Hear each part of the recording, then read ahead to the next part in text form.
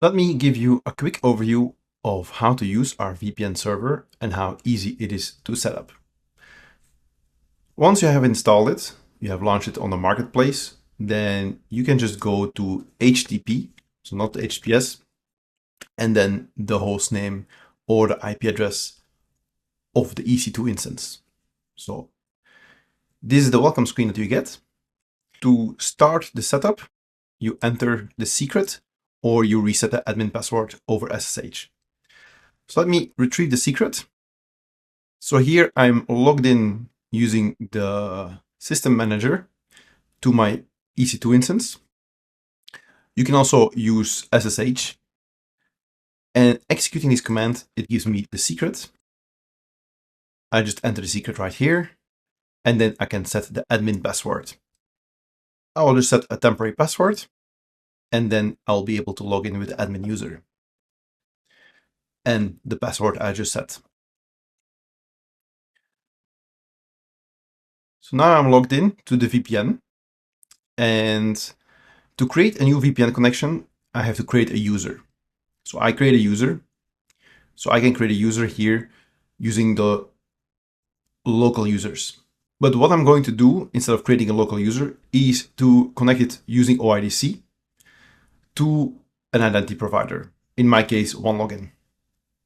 So if I want to use OIDC, I first need to enable TLS. So I can enable TLS here using HTTPS, and I can also do the redirect. I verify whether my host name is the same. So my host name is the host name I want to ask the TLS certificate for, and then the VPN endpoint that I want my client to connect to is the same. I also want to route all intra-traffic over my VPN. I press submit, and now I should immediately be able to use the HTTP endpoint.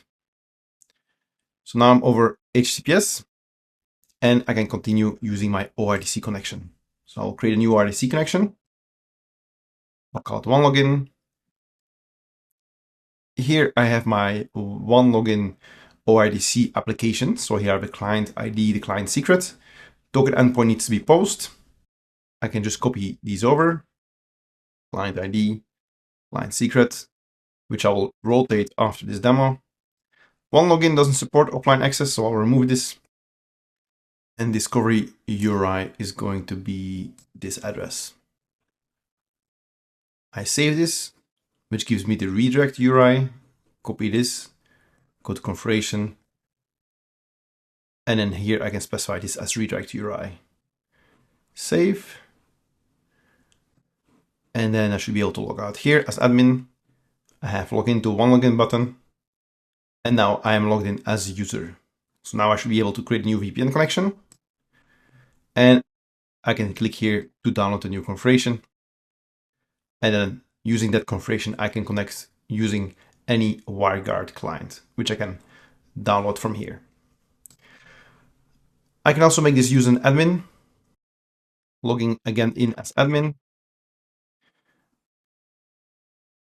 I can go to users, make this user an admin, and then also I can disable local authentication so that everyone has to go over OIDC.